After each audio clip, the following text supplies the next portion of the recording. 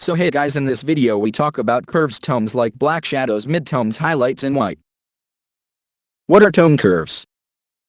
The tone curve, simply referred to as curves by most photographers, is a powerful tool that can affect the overall brightness and contrast of an image.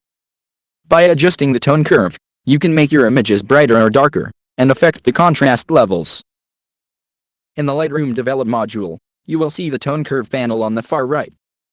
Press the triangle to make the panel drop down so that you can make adjustments. By clicking the icon on the top left, you are enabling a feature that allows you to adjust the values of a specific tonal region, such as highlights or shadows, by placing your cursor over an area in your image that you would like to adjust.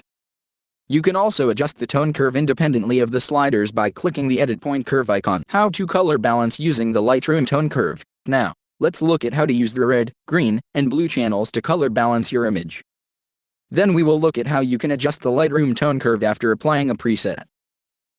Adjusting red, green and blue channels in the Lightroom Tone Curve for color balance.